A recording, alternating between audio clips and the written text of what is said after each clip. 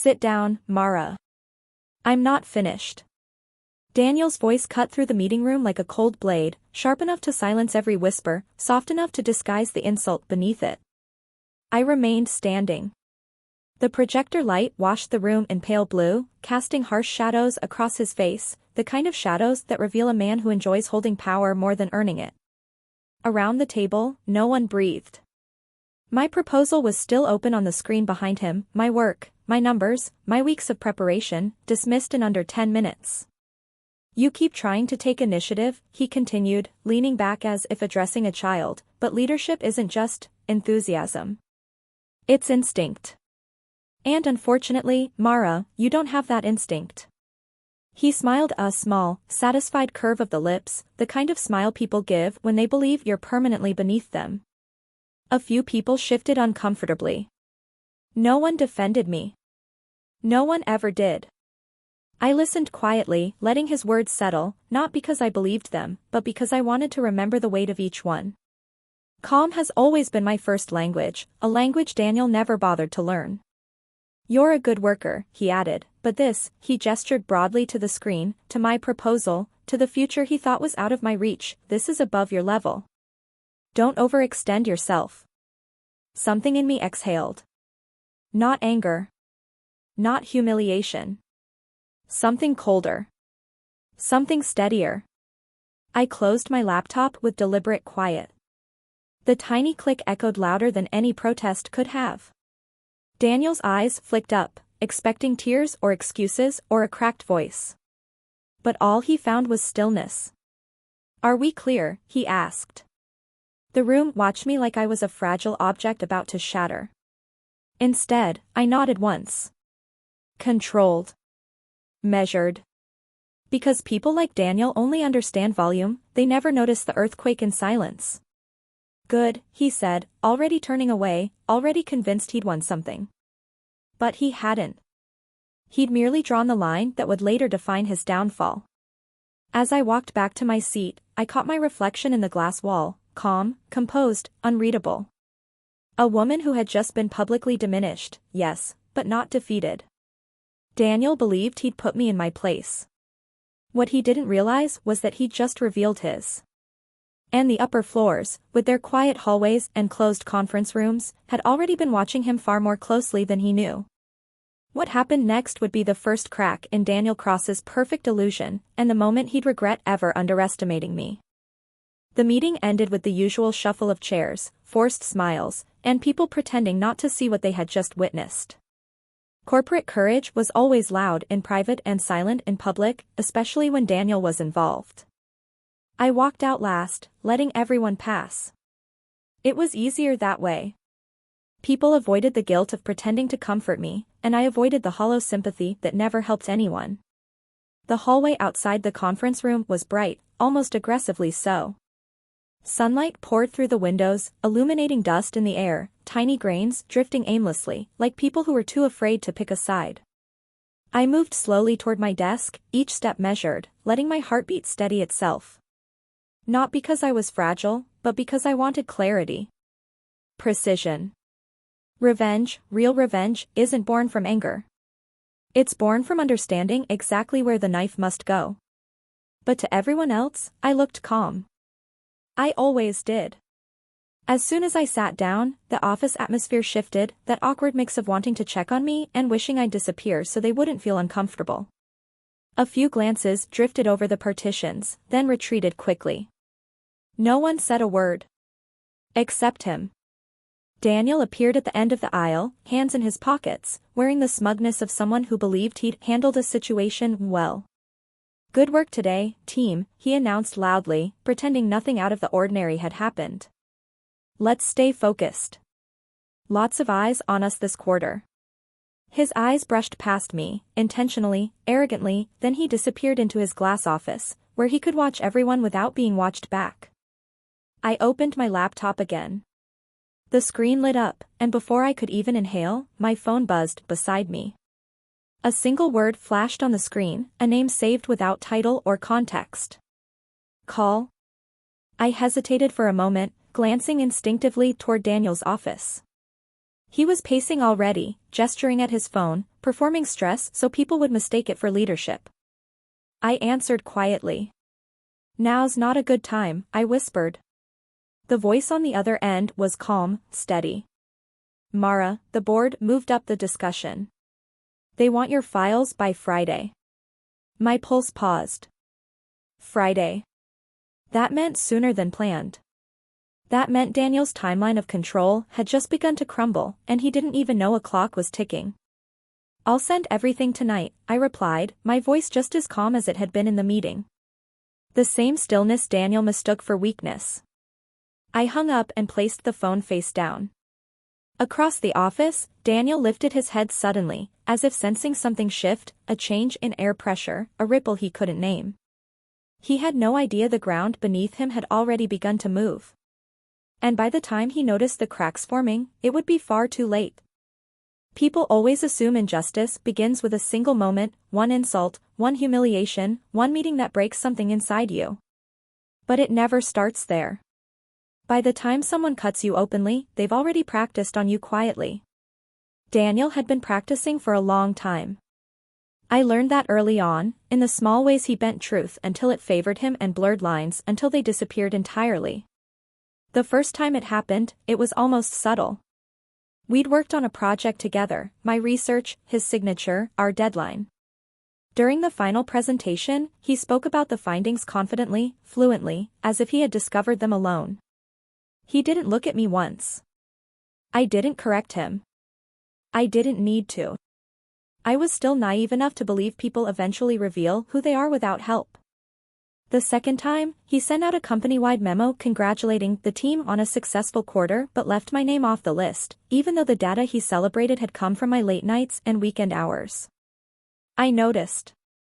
He knew I noticed. And he enjoyed pretending it was an oversight. The third time, he waited until we were alone. Standing near the elevator after most employees had left, he said, "Don't take things so personally, Mara. Leadership requires a thick skin. I'm preparing you." Preparing me for what? I never asked. I simply watched the doors close between us like a quiet warning.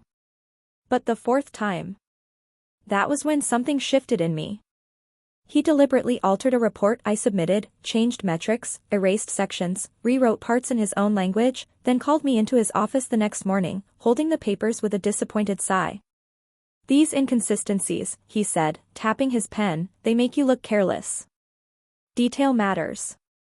Maybe you should slow down." Slow down. As if speed was the issue. As if deceit wasn't sitting right in front of me. For weeks after that, I walked through the office like someone navigating thin ice, careful, aware, observant. Not fragile, but calculating. Watching the patterns beneath his politeness, the insecurities beneath his arrogance. People like Daniel never mistreat you without reason. There is always a fear buried somewhere, trembling under the surface. And the funny thing about fear is that it never hides well. You just have to know where to look. Across the office, Daniel lifted his gaze now and then, watching me work with attention he didn't bother to disguise. As if the silence between us had grown too loud, too honest, too dangerous. He didn't know why he felt uneasy around me. Not yet. But he was about to learn that the thing he feared most was already standing quietly at his side. Daniel always assumed he understood me. To him, I was predictable, a quiet employee with tidy reports, calm eyes, and a polite, professional tone. Someone who didn't raise her voice, didn't challenge publicly, didn't disrupt the hierarchy he worshipped. But arrogance has one fatal flaw: it believes silence means insignificance. In my world, silence was strategy.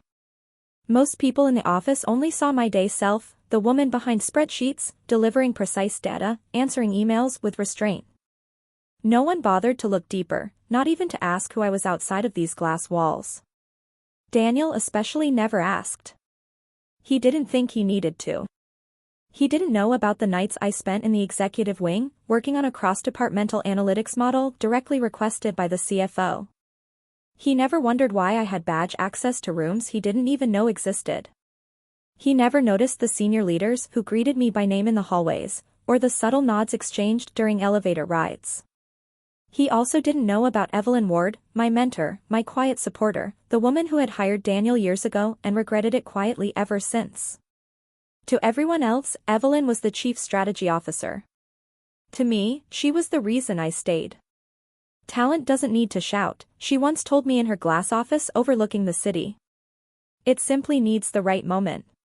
She had been preparing me piece by piece, meeting by meeting, invitation by invitation, for a position I never bragged about, never sought fame for, but knew I'd earned. Daniel knew none of this. He didn't know that while he paraded his authority, the board had already requested a confidential review of managerial performance. He didn't know that my reports, my systems, my models, the very work he dismissed as enthusiastic but premature, had been presented in 3 separate board meetings. He definitely didn't know that the board had quietly recommended my participation in the upcoming Leadership Succession Program, a program designed to shape the next generation of department heads. And he had absolutely no idea that his own name had been discussed in those meetings, not with respect, not with admiration, but with concern. The world Daniel believed he controlled was already shifting beneath him. He just didn't know the tremors were coming from me. That afternoon, as he barked orders, corrected people loudly, and performed leadership like a monologue, I watched him through the glass reflection of my monitor. A man certain he was untouchable. A man unaware he was standing on a cliff he had carved himself. And he hadn't even seen the edge yet. But he was about to, because the moment that revealed everything was already on its way. It started on a Tuesday morning, the kind of morning where nothing should go wrong, which is precisely why everything did. The quarterly reporting system collapsed. Numbers weren't syncing. Client dashboards froze. Scheduled exports vanished somewhere in the server abyss. By 9:03 a.m., the office was vibrating with unease. Daniel stormed out of his office, sleeves rolled up like a man ready to fight a fire he had personally started. He moved from desk to desk, firing questions as if panic could be disguised as leadership. What's the status? Who authorized this update? Why wasn't I informed? People scrambled, typing frantically, pretending they could fix something they didn't fully understand.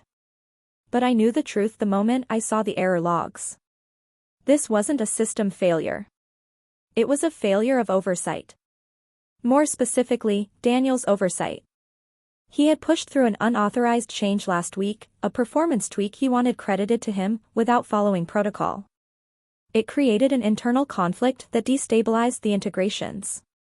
But admitting that would require honesty. And honesty had never been Daniel's strength. While he barked orders, I sat down with the raw data, my fingers moving over the keys in steady, deliberate sequences. I didn't speak. I didn't announce. I didn't perform. I just worked. Within minutes, the problem revealed itself, a recursive loop triggered by Daniel's edit. Fixable, but only if handled carefully. Before I could implement the repair, a shadow fell over my desk. Mara, he said sharply, hot seat room. Now. His tone was crisp, irritated. The kind of tone people use when they already suspect the truth, but can't afford to acknowledge it. Inside the glass hot seat room, he closed the door too hard. What did you do? He demanded. The accusation didn't surprise me. It was easier for him to suspect sabotage than admit his own mistake. I didn't do anything, I replied calmly. But I know what caused it. His jaw tightened. Then fix it. I will, I said, but you should know. I don't need explanations, he snapped. Just clean it up. Quietly. Quietly. As if truth was a stain he could wipe away. I opened my laptop and began the repair in front of him. The silence between us thickened, heavy, uncomfortable, undeniable, because he could see it now. The error code. The timestamp. The change log. His fingerprint was all over it. He swallowed hard. A tiny sound, but I heard it. The first crack in his crown. By noon, the system was fully restored. Not by him. By me. But he announced the fix to the team with a triumphant smile that felt more desperate than proud.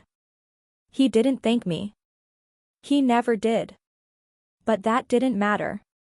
Because what happened next would make him wish he had. The turning point had just arrived, and Daniel was walking straight into it. In most stories, the downfall begins with a dramatic explosion, a confrontation, a confession, a moment that snaps loudly.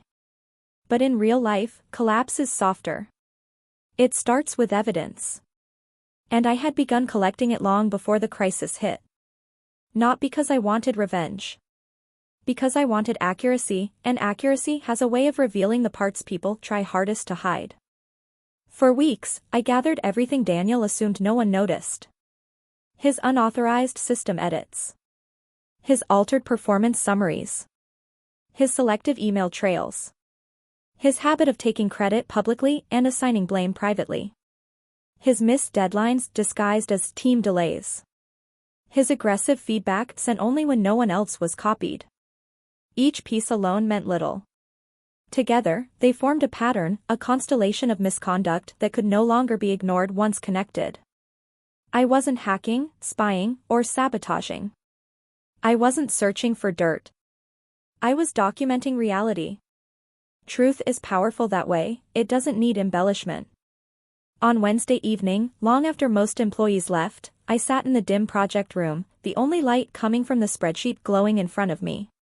Every entry, every timestamp, every attachment, organized, verifiable, undeniable. This was not revenge. This was preparation.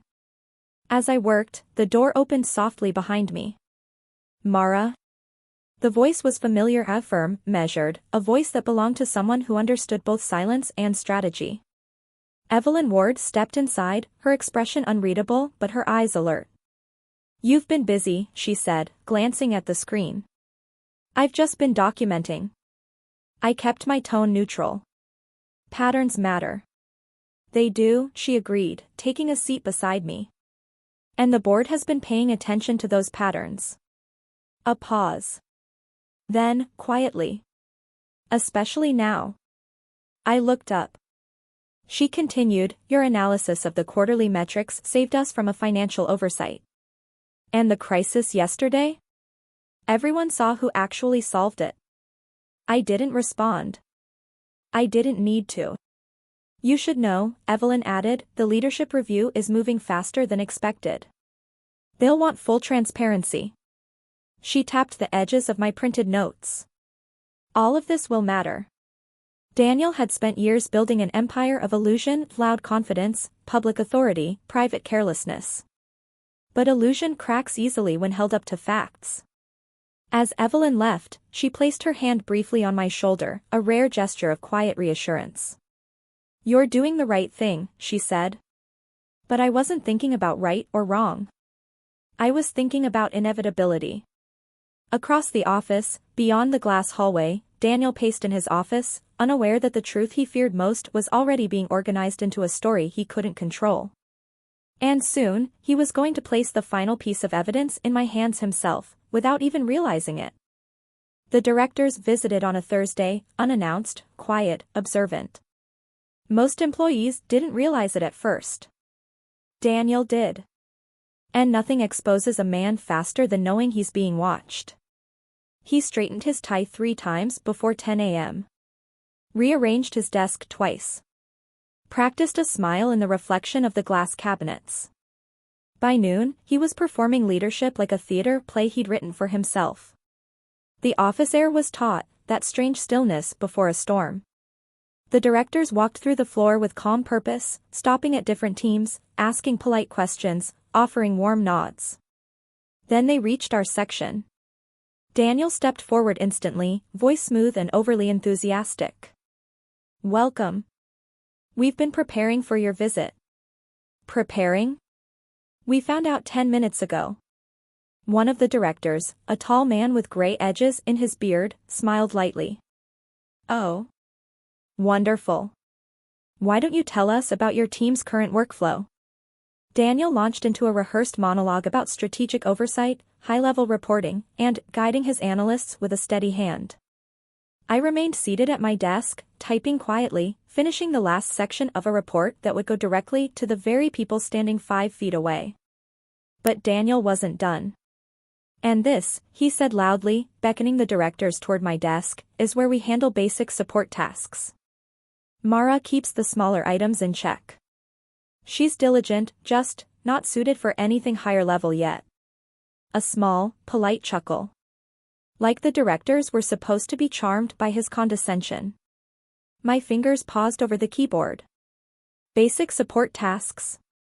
The report I was finalizing held the financial projections for 3 major clients, projections the directors themselves had requested specifically from me. Because they trusted my accuracy more than Daniel's theatrics. The gray-bearded director leaned slightly, glancing at my screen. That looks like advanced modeling, he noted. Daniel froze.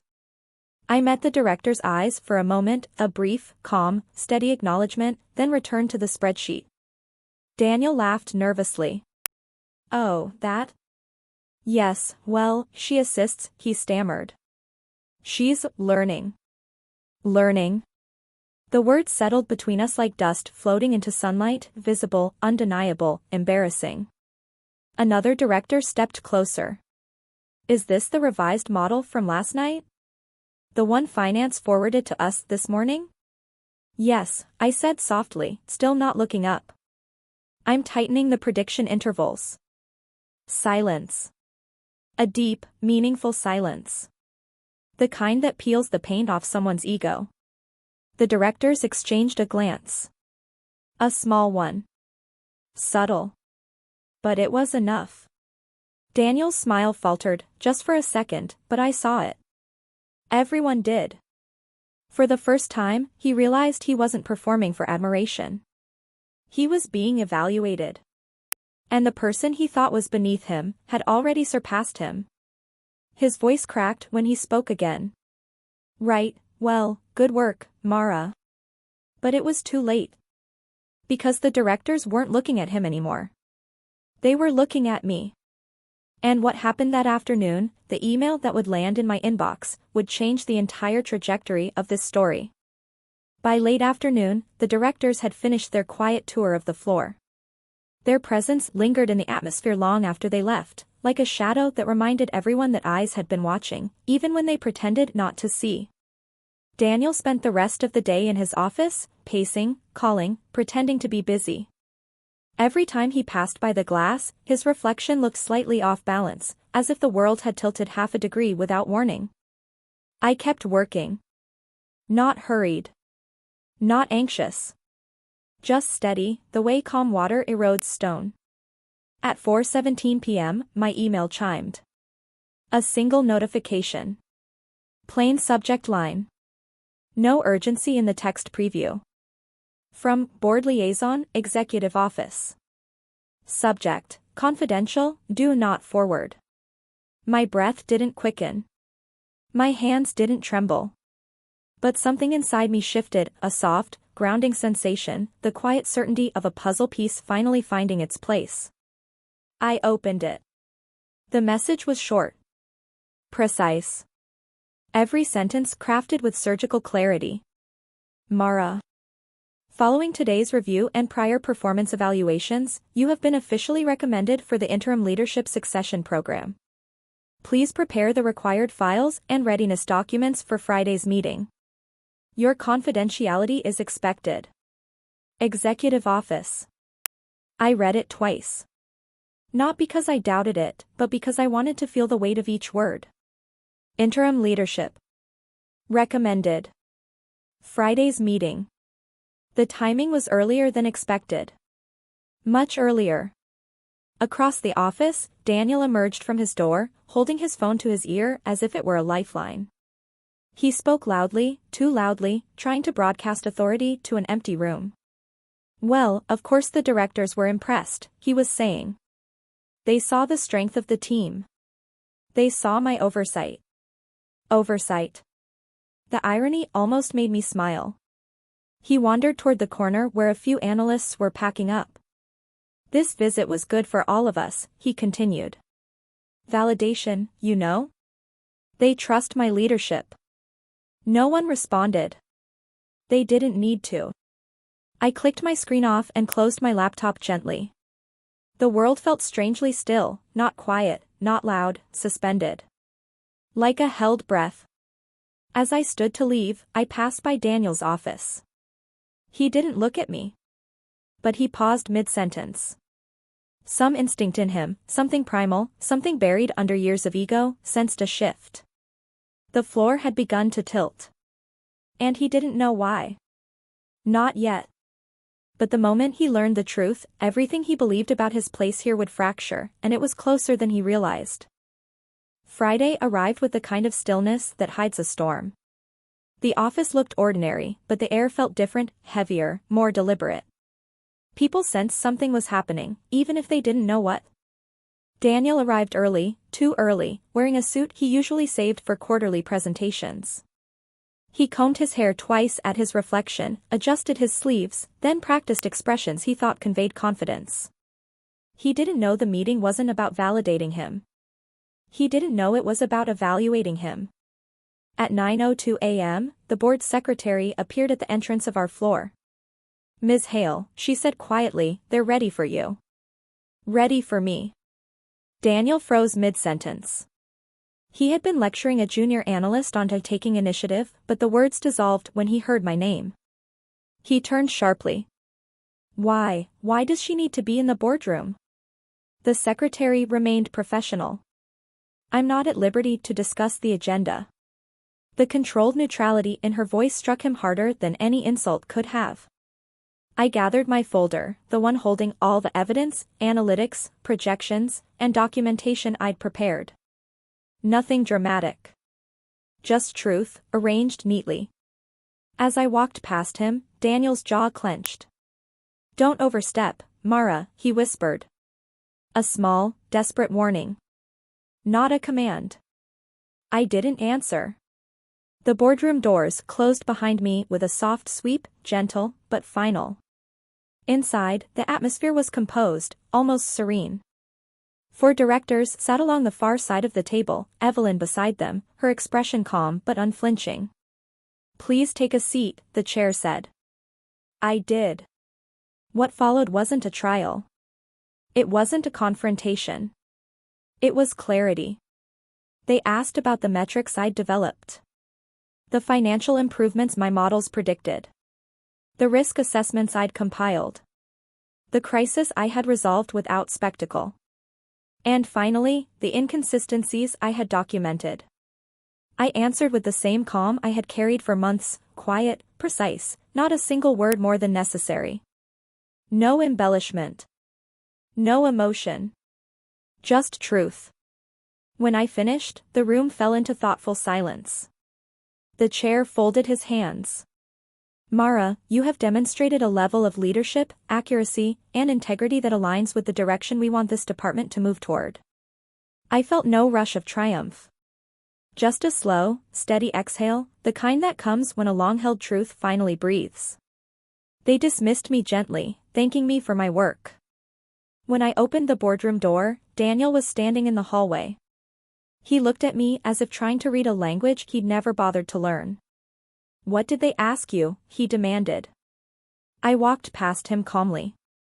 "They asked about the truth." His face drained. Because for the first time, he realized he no longer controlled the narrative. And he wasn't even inside the room where it was being rewritten. What happened next, the decision announced that afternoon, would crack Daniel's world wide open.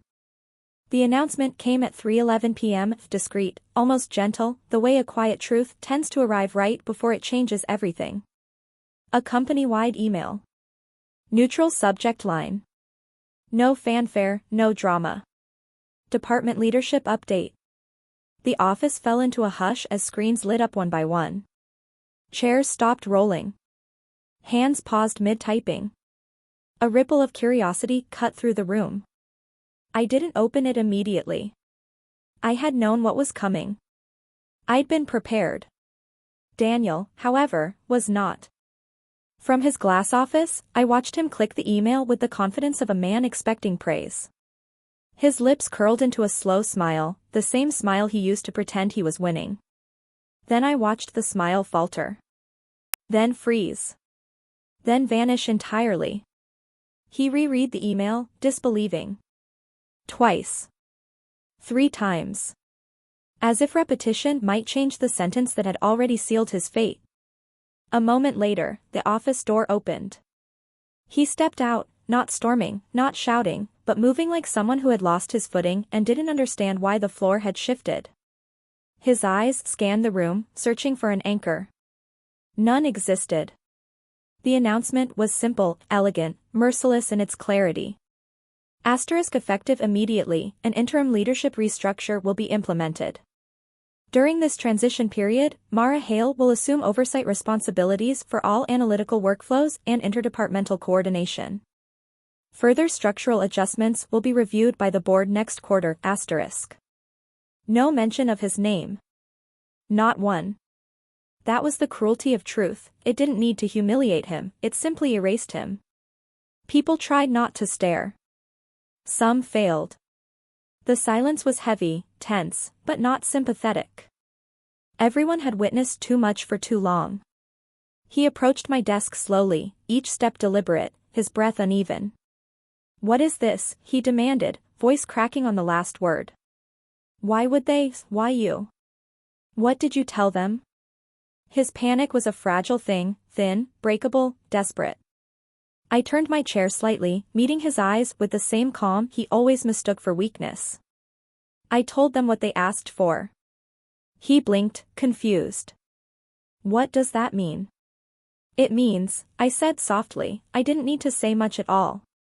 He swallowed hard. Not from anger. From understanding. Because beneath his question was the truth he feared most. It wasn't my ambition that brought him down. It was his behavior. He looked around the office again, as if searching for someone to defend him, someone to confirm this was a mistake. No one moved. He wasn't a leader. He was a vacancy. And vacancies get replaced. As he stood there, grappling with a reality he never imagined, a notification pinged on my screen, another email, marked urgent, private. I opened it slowly. What I saw next would shatter whatever confidence Daniel still had left, and end our power dynamic forever. The message was brief. "Please come to conference room 4B. We need to finalize the transition discussion. Daniel should join as well. Evelyn." Of course. When I arrived, the room was already arranged with clinical order. A single folder sat at the center of the table. The blinds were half drawn, letting in a thin slice of light that cut across the carpet like a drawn boundary. Daniel was pacing. Not with authority. With fear. He spun when I stepped in, eyes burning with accusations he couldn't articulate. "You did this," he hissed quietly. "You went behind my back." I closed the door gently behind me. "Daniel. I didn't have to." He froze. Not because the words were loud, they weren't, but because they were true in a way he couldn't fight. The room swallowed whatever argument he was trying to muster. The door opened once more. Evelyn walked in, calm, composed, carrying a stack of documents like a surgeon preparing for a procedure. "Let's begin," she said, taking her seat. Daniel remained standing, arms rigid at his sides. "I don't understand. Why is Mara taking over my responsibilities?" Evelyn looked up, expression cool but not cruel. "Because, Daniel, responsibilities belong to those who demonstrate reliability. Not performance, reliability." His mouth opened, then closed. She continued, sliding the folder toward him. "These are the findings from the internal review. Oversights, misreported data, unapproved system edits, and inconsistent management practices." Daniel stared at the papers like they were foreign objects. I wasn't the only, this can't be right." "It is," Evelyn replied, her tone steady. "And the board confirmed it this morning." He dropped into a chair, shoulders collapsing inward. Not angry. Not defensive. Just unraveling. For a moment, he looked small, like a man finally meeting the truth he'd avoided his entire career. Then he turned to me.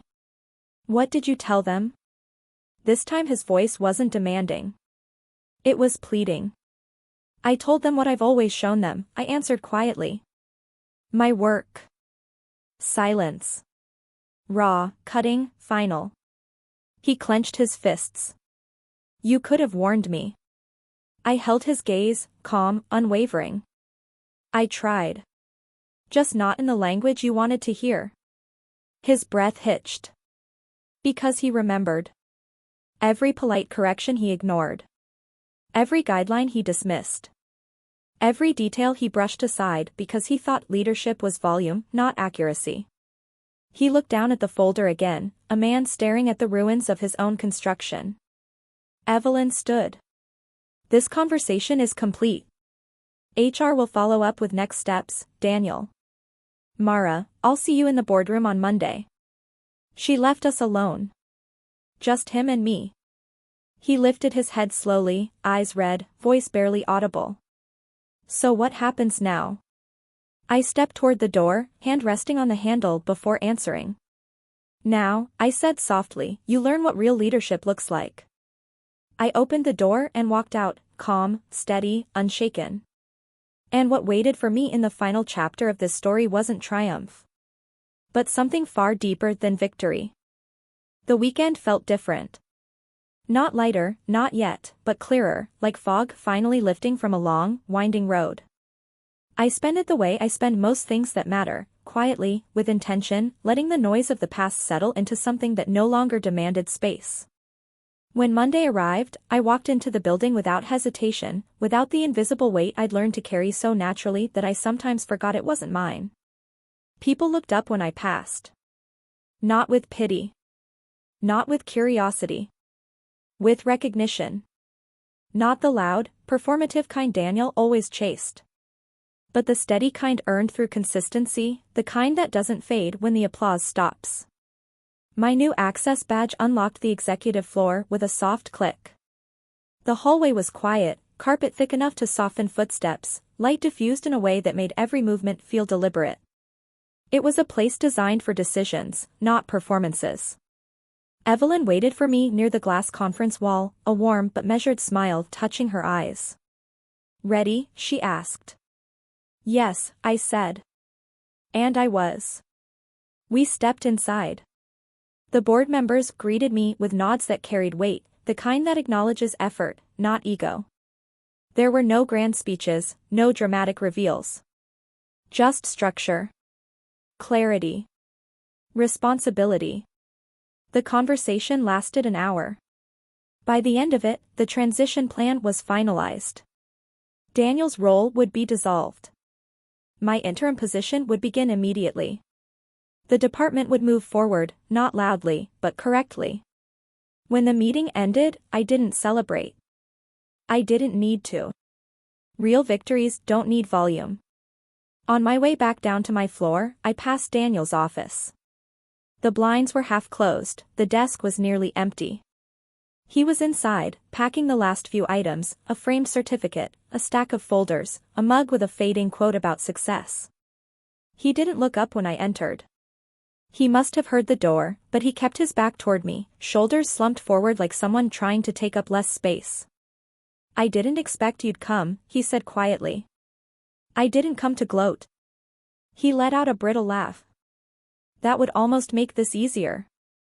I stepped further in, stopping a reasonable distance away. No sympathy. No cruelty. Just closure. You were right about one thing, he said, turning to face me. Leadership takes instinct. I just didn't know mine was faulty. I held his gaze, steady but not harsh. Instinct isn't born, I replied. It's shaped by how we treat people. You chose the wrong shape. He nodded once, a small, defeated acknowledgement. And for the first time, I saw him not as the antagonist of my story, but as the architect of his own downfall. I left his office without another word.